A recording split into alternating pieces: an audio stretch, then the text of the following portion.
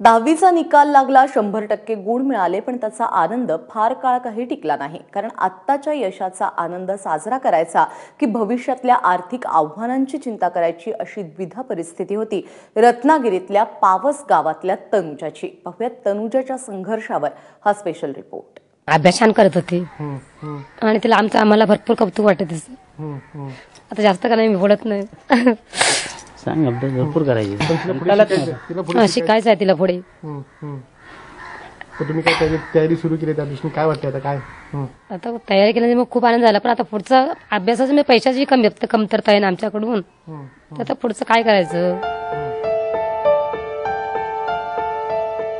आपल्या लेकीचं यश बघितल्यानंतर एका डोळ्यात हसू आणि दुसऱ्या डोळ्यात आसू अशी या माऊलीची स्थिती झाली आहे.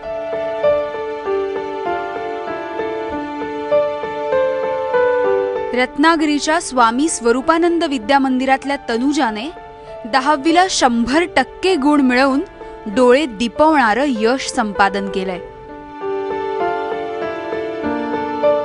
पण तरीही मन बेचैन आहे ते भविष्याच्या चिंतेने. पैकीच्या पैकी गुण मिळाले, 10वीचा पहिला टप्पा पार झाला, पण पुढच्या आव्हानांचं काय? की खरोखर तिला शिकायची इच्छा असून मी माझे थोडंसं आर्थिक परिस्थिती मला लफडवत आहे. लय भरपूर शिकायचं तिला आहे.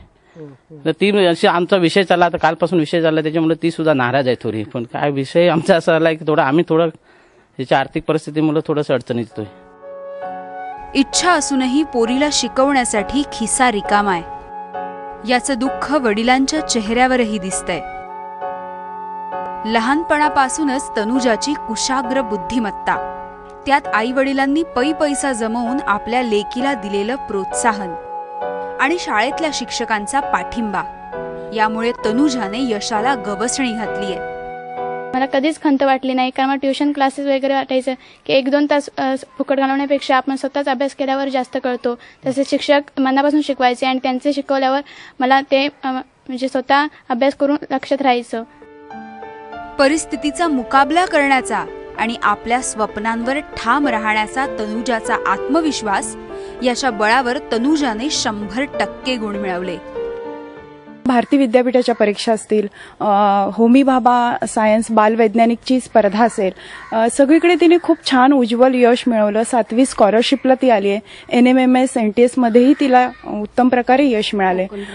कोकण प्रज्ञा परीक्षेमध्ये तिची निवड झाली आहे. तनुजाला भविष्यात संशोधक व्हायचंय, त्यासाठी गाव सोडून दुसऱ्या शहरात शिकायला जाण्याचा खर्च आहे, जो परवडणारा नाहीये. त्यामुळे आपण आपल्या मनाचा मोठेपणा दाखवून तनुजाच्या हातांना बळकटी द्यायला हवी. कोकणच्या ग्रामीण भागातला हा हिरा आपल्या गुणवत्तेच्या जोरावर चमकलाय. आजवर मित्रमंडळी, सहकारी, ग्रामस्थ मंडळ, शाळा, शिक्षक यांच्या जोरावर तिने 10वी पर्यंत टप्पा अतिशय यशस्वीपणे पार केलाय. आता तिला आव्हानांच्या मोठ्या आकाशात मोठी भरारी घ्यायची आहे. मात्र याकरता तुमच्या आमच्यासारख्या मंडळींनी तिच्या पंखांमध्ये बळ भरण्याची गरज आहे.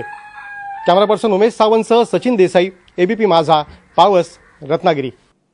तर तनुजाला उच्च शिक्षण घ्यायचं आहे आणि अडथळा आहे तो आर्थिकचा. पैसा तिला हवाय, पैसा मिळाला तर तिच्या पंखांना बळकटी येईल. तुम्ही तिला थेट मदत करू शकणार आहात. त्यासाठी संपर्क क्रमांक कोणते आहेत ते पाहूयात आणि एक छोटासा ब्रेक घेऊयात.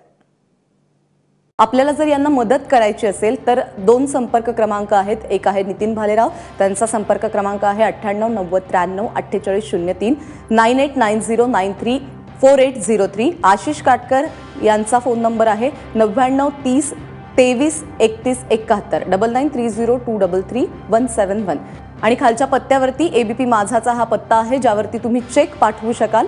ABP news network, 301 Boston house, Suren road, Andheri पूर्व, मुंबई 400093. त्यामुळे मदतीचा हात तुम्ही देखील देऊ करू शकाल.